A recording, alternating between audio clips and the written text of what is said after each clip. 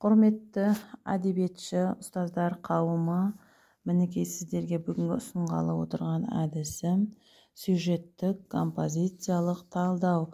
Оқушылар көбінесе осы әдістен осылай сюжетті композициялық талдаудан шатасып жатады. Яғни, мінекей оқиғаны 5 бөлікке бөлеміз. Сол 5 бөлікті осылай кинолентада өзі жазып шығып, қызығып орындайды.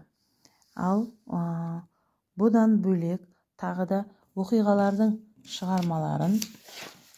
шығармаларды оқиға желісіне қарай мынандай кинометафора әдісіне салып, әрбір сюжетті осы ленталарға жазып, талдап жазса әбден болады.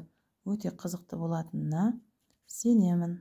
Құрметті әріптестер, менің тәсілдерім сіздерге ұнап жатса, тіркеліп, өз ұсыныстарыңызды айтқыларыңыз келсе, комментарий жазып қойсаңыздар болады.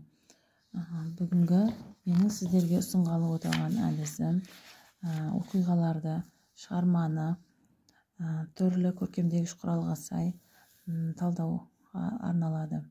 Яғни жай ғана сіз талдаңыздар дегеннен гөрі троптың түрлеріне арналған осындай әдемі көрнекі түрде жасалған тапсырманы таратып берсеңіз, оқушылар өздері осының ішін орындап шығады.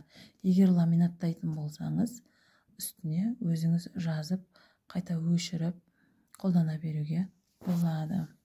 Мінекей, мұнда троптың түрлері жазылған. Ең басында мінекей шығарманың атауы, автор туралы мәлімет жазады, эпитет, теңеу, сарказм, литота және басқа да троптың түрлері кездесетін болса, астыңғы қатарға жазса болады.